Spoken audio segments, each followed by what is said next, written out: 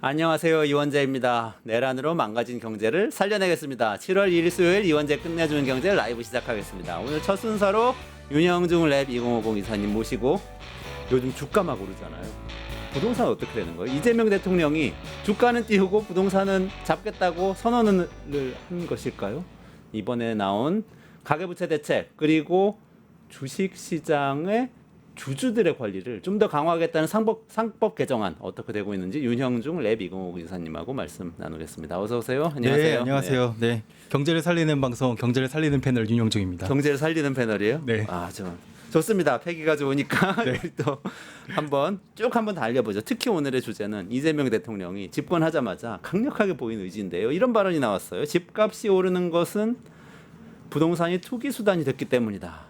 주식이나 금융 같은 대체 투자 수단이 활성화돼야 된다. 실제로 시원한 이재명표 부동산 정책이 나왔죠. 잡겠다는 네. 거고 이재명 랠리는 지속될 것인가, 주가 5천 가는 것인가 이게 또 주식시장에서는 화제인데 이 이야기 좀 오늘 말씀 좀 주시면 좋겠는데 무엇보다도 먼저 이 의미를 좀 읽어주시면 좋겠어요. 이재명 대통령이 집값이 오르는 건 부동산이 투기 수단이 됐기 때문이다. 대체 투자 수단이 있어야 한다. 네. 무슨 뜻이죠? 어제 일주일에 이제 매주 화요일에는 국무회의가 열리거든요. 네네. 근데 오늘 뭐 어제 살짝 보도가 되긴 했었는데요. 오늘 본인의 인스타그램 채널에서 네. 어제 있었던 국무회의 때의 발언 내용을 보다 자세하게 직접 게시를 이재명 대통령이 직접 게시를 했습니다.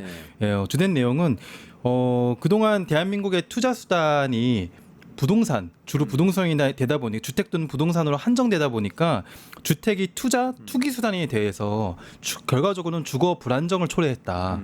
그런데 지금 최근에 다행히도 주식과 금융시장이 정상화되면서 대체 투자 수단으로서 조금씩 자리를 잡아가고 있는 것 같다. 그래서 이 흐름을 잘 유지해야겠다는 생각이 든다라고 발언을 했거든요. 굉장히 아주 의미가 있는 발언이고요. 그냥 이렇게 생각하시면 됩니다.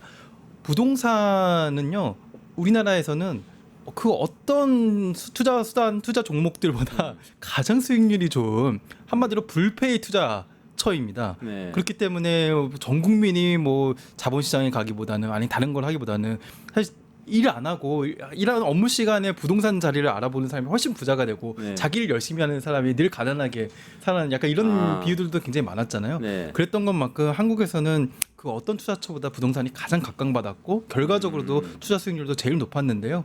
근데 그렇기 때문에 주택이 사는 곳이 아니라 네. 그런 이제 투자처가 되었다, 투기 수단이 되었다라는 걸 얘기를 하는 것이죠.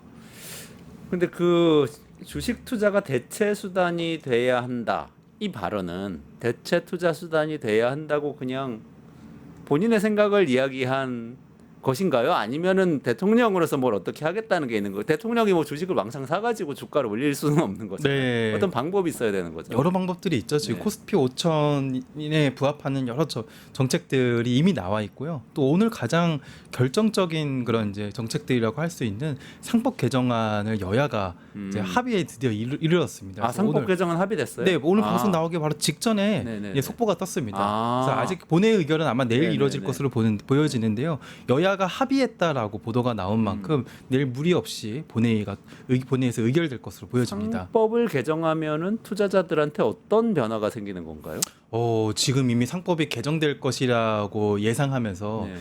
이재명 정부는 자본시장을 활성화하는데 의지가 있다라는 이제 것들이 알려지면서 주식시장이 굉장히 활성화되기 시작했죠. 요즘 주식시장을 보면요, 이제는 조정을 받을 법도 한데 좀 떨어질 법도 한데라는 생각이 들면서도 여전히 힘을 받고 있어요. 제가 주식시장을 바라보면서 최근에는 좀 면밀하게 바라봤는데요. 네. 아침에는 가끔씩 이제 연일 오르다가 3일 정도 오르다가 하루 정도는 조정을 받는 날이잖아요. 근데 조정을 받는 날에도 대세 상승계는 어떤 흐름이 보이냐면요, 오전에 급격하게 떨어졌다가 오후에 다시 어느 정도 만회하는 그런 경향들이 있어요. 굉장히 강하다는 거죠. 아니 근데 예. 지금 속보에서 나온 그 합의안 그게 뭐길래 네. 그렇게 기대를 가지면서 투자자들이 일단은 투자를 하고 있었던 거죠? 제가 지난 방송에서 상법 개정안에 순한 맛과 매운 맛이 있다, 네네네. 라고 이제 말씀을 드렸는데요. 이번에 상법 개정안은 상당히 매운 맛이다. 민주당과 네. 국민의힘이 합의했다는 합의했다는 안이 상당히 매운 맛이다. 어떤 내용이죠? 라고 얘기할 수 있습니다. 일단 뭐 순한 맛에 들어갈 수 있는 가장 핵심적인 내용들, 네. 이사라면은 당연히 주주에게 충실해야 된다. 회사뿐만이 아니라 주주에게도 충실해야 된다. 이거 너무 당연한 거잖아요. 아 원래는 네. 원래는 어떻게 돼 있었어요? 원래는 현재 상법 회사에 충실해야 된다라고 되어 있는데요. 이사는 회사에 충실해야 한다. 회사 그게 이익에 충실해야 사실 한다. 우리나라에만 있는 좀 논의이기도 한데요. 회사에 충실해야 된다라는 주장 그 문구가 당연히 회사의 주인은 누구인가요? 주주잖아요. 주주잖아요. 네. 그러니까 그 말이 그 말 아닌가? 그 말이 그 싶기도 말이기 해서. 때문에 사실 별 의미가 없는 말처럼 보여질 수가 있어요. 근데 이 논의가 왜 생겼냐면은 삼성 에버랜드 전환 사채 사건 때문에 생겼습니다. 당시 대법원이 그 최대 주주의 행위가 소수 주주들, 다수의 소수 주주들에게는 굉장히 피해를 주는 사건이었지만 이 사람들에게 피해를 주긴 했지만 회사에겐 큰 이익을 시선을 주지 않았기 때문에 그 둘을 분리하는 대법원 판결이 나왔거든요. 그래서 입법적으로 주주라면은 그리고 이사라면은 이제 그 회사뿐만 아니라 주주들에게도 충실해야 된다는 의무를 별도로 부과하는 걸 명시적으로 표현한 겁니다. 요걸 왜 해야 되냐면은 한국 주식시장에서는 이재명 대통령이 자주 쓰는 표현으로 암소를 샀는데 암소를 사가지고 곧 암소 그 튼튼한 송아지를 낳을 것 같았는데 송아지를 낳았어요. 네. 근데 송아지는 내게 아니래요. 예. 그런 식의 일들이 한국 주식시장에서 많이 생겼거든요. 아, 뭐 무슨 LG 에너지 솔루션이라든지, LG 에너지 솔루션이라든지 분명히 어떤 사업이 유망할 것 같아가지고 네. 특히 신사업 같은 게 유망할 것 같아서 그 기업에 투자를 했는데요. 신사업을 갑자기 분리해서 상장을 해버리는 거예요. 분리해서 상장을 했는데 네. 거기에 기존 주주들을 참여할 그런 권한을 안 주고 또 자기들 최대 주주들이 더 많은 지분을 가져가는 구조로 그렇게 주식시장에서 그 어떻게 보면 비정상적인 일들이 횡행하다 보니까 LG 화학이 네. 2차 전지를 임신하고 있는 것 같아서 그렇습니다. LG 화학에 네. 투자했는데 이거 갑자기 아이는 나가서 다른 LG 에너지 솔루션이라는 회사가 됐는데 나는 그 주주가 아닌 걸로 되고 그렇죠. 분할 상장을 하는 경우에 근데 이런 비슷한 사례들이 굉장히 많습니다. 뭐 두산 로보틱스도 최근에 비슷한 이슈들이 네. 있었고요. 하나에도 비슷한 이슈들이 네. 있었고요. 거의 뭐 잊을만 하면 6개월에 한 번씩 한국 주식시장에서는 늘상 발생하는 문제인데요. 이 문제가 이사들이 그런 결정을 할 때 주주에 충실해야 된다라는 상법상의 조항이 있게 되면은 그런 일들을 하기가 굉장히 어려워진다는 것입니다. 그러니까 그건 아주 원론적인 거네요. 그래서 그렇죠. 순한 맛이라고 하시는 거예요. 예. 원칙을 그렇게 바꾼다. 그거 말고 또 다른 매운맛에 해당되는 것. 이번에 매운맛에 해당되는 3% 룰이라는 것이 들어가기로 했습니다. 그거는 일단 우리가 감사위원을 선출할 때요. 지금도 현행법상 감사위원들이 여러 명 있을 때 1위는 분리해서 선출하게 되어 있거든요. 이게 약간 좀 복잡하죠. 이게 어떤 내용이냐면은 우리가 회사에서 이사들을 다 선출하잖아요. 이사 선출은 보통 주주총회에서 이루어지는데요. 이사를 다 선출한 다음에 이사 중에 감사위원을 선임을 하게 되어 있어요. 예전에는 다 그렇게 했습니다. 근데 그렇게 하다 보니까 감사위원이 최대주주의 이익에 부합하는 사람들로만 감사위원이 선출이 되는 거예요. 그래서 감사위원 중에 한 명 정도는 분리 선출하게 되어 있다라는 게 지금이 법적으로 규정이 되어 있는데요. 그 근데 그 분리 선출하는 감사위원을 뽑을 때는 최대주주의 의결권을 3%로 제한한다. 근데 이게 네. 합산 3%라고요. 네. 최대 주주와 특수관계인의 지분을 다 합쳐서 3%로만 그러니까 적용을 재벌 한다. 일가가 네. 감사위원까지 자기들 입맛에 맞는 사람으로 다 전원 선출하지는 구성할 수는 없다는 못하게 겁니다. 최소한 한 명은 소수주들의 몫에 감사위원도 선출될 수 있게 하겠다는 것입니다. 만들었다. 네. 그게 매운맛이에요. 네, 그게 이제 이번에는 조금 더 이제 두고 보고 아직은 안 들어간 것들이 더 네, 있는데요. 네, 네. 예를 들면은 이번에 매운맛에 들어간 것 중에 전자 주총을 의무화하는 것까지가 들어가 있고요. 그러면 이제 예를 들면 줌 회의 같은 걸로 주총을 네, 열면 전자 주총을 다 할 수 있어야 됩니다. 그 회사의 그 날짜에 가가지고 의결하지 않아도 의결할 수 있게 되는 네, 거죠. 주주들이. 제가 10년 전에 주총에도 많이 가본 네, 했는데요. 네, 네. 그때 주총의 독특한 현상 중에 하나가 같은 날 같은 시간에 수백 개의 상장 회사들이 그 주총에 맞아, 온다는 맞아. 것이거든요. 한 100여 개 이상이 같은 날 같은 시각에 못 가게. 엽니다. 못 가게 하려고 그러는 것이거든요. 그래서 그것도 이제 전자주총을 하게 되면 뭐 거리상이 떨어져 있어도 내가 가야 되는 의견을 내야 되는 의결권을 행사해야 되는 주주총회에 참석을 할 수 있게 된 것이고요. 이번에 들어가지는 않았지만 추후에 공청회를 통해서 확정하겠다라는 게 두 가지 정도가 더 있습니다. 하나는 그것인데요. 하나는 이제 요거 굉장히 예민한 사안인데 그 집중 투표제라고요. 네. 내 주주가 이제 내가 가진 의결권을 예를 들어서 이사 선임할 때 한 명씩 투표권 이렇게 행사할 수 있잖아요. 네. 그게 아니라 만약에 이사 5명 선임하는 투표권 행사할 때 내 5건은 한 명한테 몰아주겠다.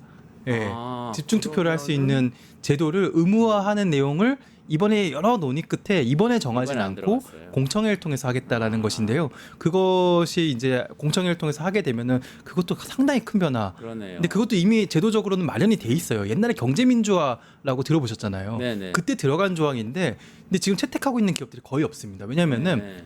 회사의 정관상으로 배제할 수 있다는 조항을 지금 상법상에 아. 넣어놨거든요. 그 사실상 적용하고 있는 회사들이 없는데 그 조항을 빼자는 거예요. 예, 그걸 지금은. 빼고 아예 의무화를 하자는 것이고요. 근데 이번에 합의안에 있는 건 아니고 이번에 합의에 이르지 못했습니다. 합의해서 이번에 통과될 것까지만 지금 얘기하고 알겠습니다. 네, 넘어갑시다. 지금 매운맛은 어쨌든 3% 룰까지가 매운맛이에요. 네, 그러면. 전자주총이랑요. 야, 네. 그렇게 되고 나면 어쨌든 주주들이 조금 더 길을 펴고 회사 경영에 영향을 끼칠 수가 있기 때문에 주가가 오를 수가 있다. 지금 그 얘기하시는 그렇죠. 거잖아요. 지금 딱 주식의 흐름만 봐도요. 그걸 볼 수 있어요. 지금 주가가 많이 오르는 종목들이 뭐냐면요.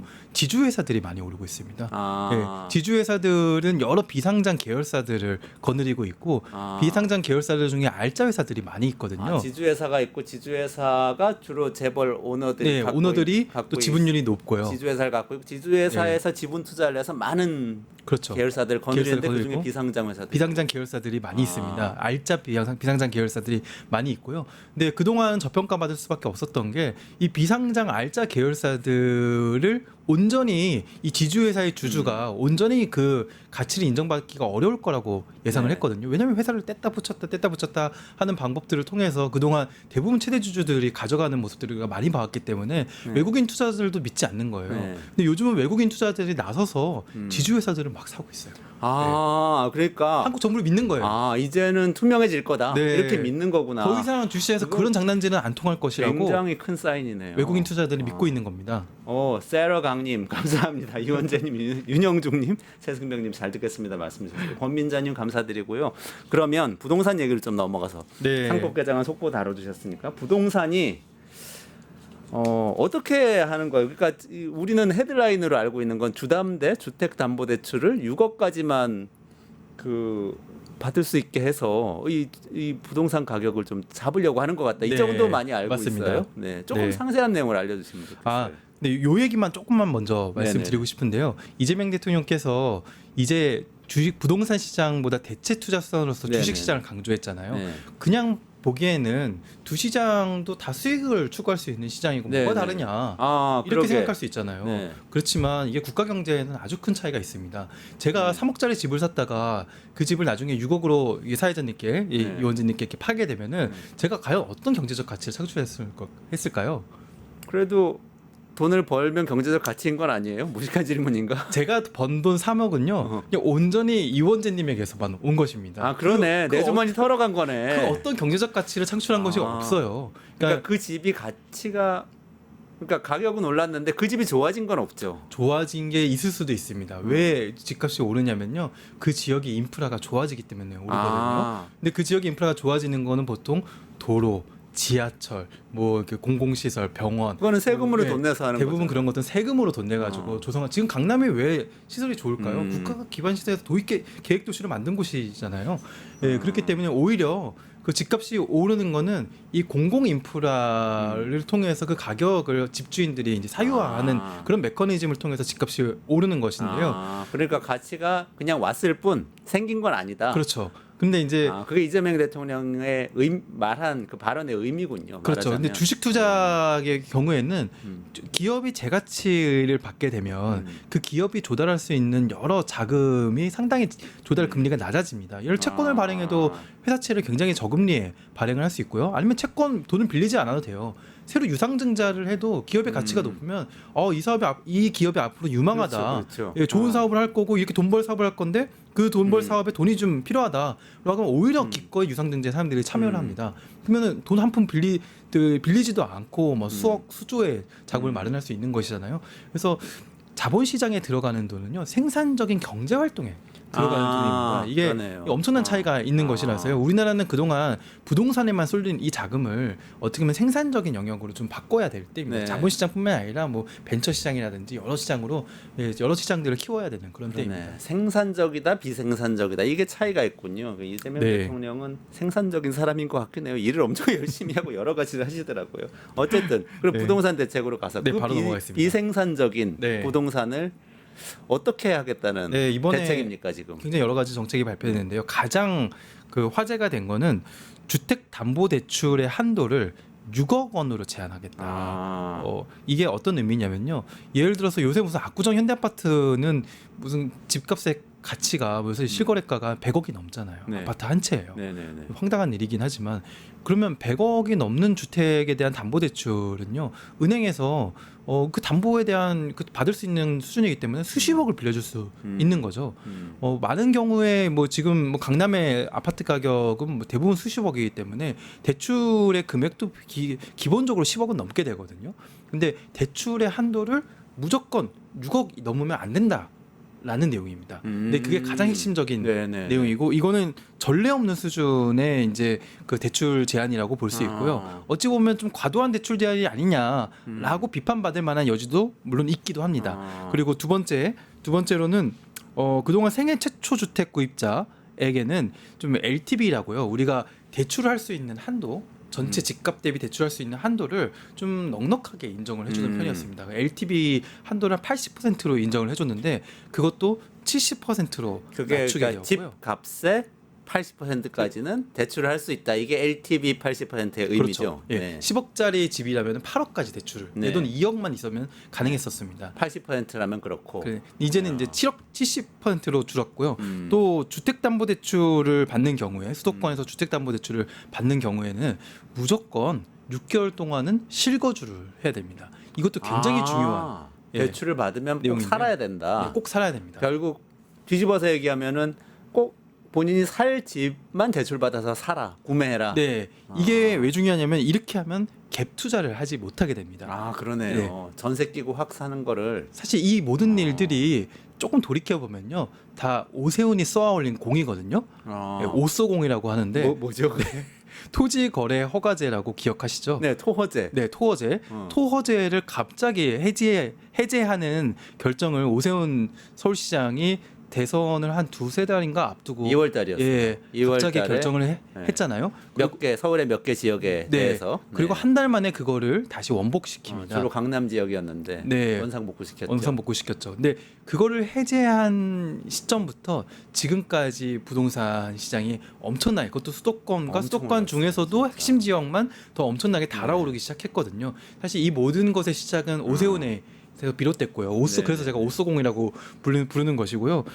그 토호제의 핵심 내용도 실거주 요건을 부과해서 갭 투자를 못하게 하는, 물론 이제 허가를 받아야 되는 자금 소명이나 허가를 받아야 되는 내용도 있지만 갭 투자를 못하게 하는 내용이 핵심이었습니다. 근데 이번에 갭 투자 실거주 요건을 부과하는 방법 자체를 조금 다르게 했는데요. 그동안은 토호제를 부과하거나 막 규제 지역으로 투기 가열지구 등 규제 지역으로 지정하거나 했는데 이번에 이 방법도 제가 보기엔 전례 없는 방법인데 네. 주택담보대출의 약정으로 6개월 동안 살지 않으면 담보대출을 해주지 않겠다라는 대출의 약정으로서 네. 6개월의 실거주 요건을 부과한 겁니다. 이거는 뭐 법적인 근거가 아니라 그냥 대출 약정이기 때문에 은행들이 이렇게 대출 약정 맺겠습니다라고 얘기하면 되는 것인데 이번 발표를 금융위원회 혼자 발표한 게 아니라 시중 모든 은행들을 같이 네. 줄 세워서 같이 발표를 했어요. 네. 그래서 이 모든 나랑 같이 발표한 이 모든 은행들은 야. 대출 약정 6개월 반드시 할 거다. 아. 그래서 이제 모든 주택담보대출을 받는 사람은 6개월의 실거주 요건이 무조건 부과되게 되어 있습니다. 아 그렇구나.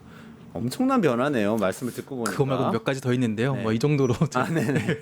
그냥 이 정도 네. 하시고 그 아파트 매매 가격 변동률 그래프 있나요? 그거 좀 보여주시겠어요? 이게 어쨌든 부동산 시장이 오쏘공 이후에 굉장히 네. 많이 상승했다고 아까 말씀 주셨는데 이 그래프를 보면은 저 빨간 선, 와 어떻게 저렇게 저게 서울의 아파트 매매 가격 변동률인데 맞습니다. 네. 주간이잖아요. 제일 중요한 건 주간이라는 것입니다. 네. 일주일에 0.4% 오르면은 이게 지금 1년이면은 1년이 52주거든요. 네. 그래서 52주 중에 한 25% 정도. 한 25% 오른다는 네. 거네요. 4년이 되면은 두 배 배가 된다는 되는 거고. 근데 저게 평균이기 때문에 평균입니다. 서울 성동구의 경우는 0.99를 찍었고요. 네. 서울 마포구는 일주일에? 서울 마포구는 0.98을 찍었고 강남구 송파구도 0.8대를 기록했습니다. 일주일에 1%씩 오르면은 와 그거는 주식도 52주기 그런- 때문에요. 네. 1년에 50%가 오른다는 뭐 얘기입니다. 테슬라도 그렇게는 변동성이 높지 않은데. 그러니까 우리나라는 그 어떤 자산보다 부동산을 따라갈 자산이 없다는 게 그냥 바로 이 통계를 통해서 드러나는 겁니다. 틀어 막았어야 된다 어쨌든. 근데 또 이번에 재밌는 게 지금 말씀을 듣고 보니까 다 대출과 관련된 규제잖아요. 근데 이전에 사실 문재인 정부 때도 부동산 정책 많이 했었는데 많이 비판을 받았어요. 그때는 또 세금과 관련된 정책이 많았죠. 네, 그렇습니다. 네. 물론 세금 정책 특히 다주택자에게 과도한라는 표현은 좀 높은 그렇지만 세율. 높은 세율 그걸 이제 업계 용어로는 중과라는 표현을 쓰는데요. 네, 중과. 다주택자 중과 정책을 폈었는데요. 근데 그 당시 가장 그 정책을 본격화했었던 게 제 기억으로는 2020년 70 정책이었습니다. 그런데 제가 이렇게 한번 질문을 드려보고 싶은 게 문재인 정부의 다주택 중과 정책이 얼마나 유지되었을까요?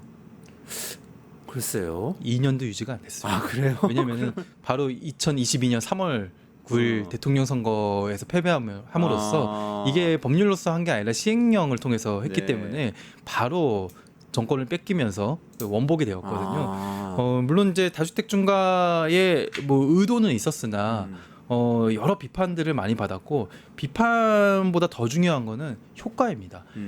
세금 정책은요 그 자체로 취지나 뭐 의미나 뭐 아니면은 뭐 조세 정의에 부합하거나 이런 취지들은 분명히 있을 겁니다. 근데 시장을 조정하는 정책으로서의 세금 정책은 그 즉시 효과를 발휘하기가 굉장히 어렵거든요. 예를 들면 주택 가격을 결정하는 여러 요소들이 있잖아요. 사실 세금은 그 중에 하나일 뿐입니다. 그래서 세금을 강하게 부과한다고 해서 많은 사람들이 나 이제부터 집을 안 살래 라고 의사결정을 하면 문재인 정부의 취지에 부합하는 형태의 시장의 움직임이었겠으나 실제로는 그렇지 않았다는 거죠. 세금을 좀 더 내더라도 지금 여러 가지 여건들을 봤을 때 집값이 더 많이 오르는데 그럼 난 세금을 낼래. 그러면서 집을 더 사는 거죠. 근데 물론 세금을 내는 것도 나중에 정권이 바뀌면 세금을 안 낼 수도 있지 않을까라는 기대도 생기는 거고 실제로 그렇게 해도 되기도 했었고요. 그래서 이번 이재명 정부는 이재명 대통령께서 후보 시절부터 세금으로 집값을 잡지는 않겠다라는 발언을 내놨었잖아요. 그 네. 발언이 뭐 아예 조세 정책을 쓰지 않겠다라는 발언이라기보다는 이전 문재인 정부가 조세 정책으로만 많이라고 표현하기는 좀 어렵지만 어쨌든 주로 조세 정책으로 집값을 잡으려고 했었던 것에 대한 어떤 교훈을 얻은 것이 아닐까라고 생각을 해봅니다. 그래서 강력한 대출 규제 정책으로 대응했다. 그래서 뭐 일단은 시장 관망세인 것 같은데 어떻게 될지는 좀 두고 봐야 되겠지만 좀 잡힐 것 같다는 전망이 지금으로서는 우세한 것 같습니다. 어떤 분이 이렇게 비유를 하더라고요. 문재인 약간 좀 비하적인 비유일지 모르겠지만 문재인 정부 때의 부동산 정책은 두더지 잡기 게임을 할 때 열심히 두더지를 망치로 때리는데도 계속 두더지가 튀어오르는 딴 데서 튀어오르죠. 느낌이어가지고 계속 두더지를 못 잡는 느낌이었다면은 이재명 정부의 그런 부동산 정책은 두더지 잡기 게임의 코드를 그냥 뽑아버린 것 같아요. 네. 그러면 되는구나. 그렇게 그걸 왜 몰랐을까? 비유를 드는데 약간 문재인 정부 당국자들에게는 좀 이제 네. 불쾌한 비유일지 모르겠지만 뭐 아무튼, 어쨌든 어쨌든 코드 뽑기라는 거는 적절한 비유인 것 같아요. 그런데 국민의힘에서 이런 비판을 했어요. 송원석 원내대표가 이번 대출 규제 방안을 놓고 반서민적 부동산 폭정이다.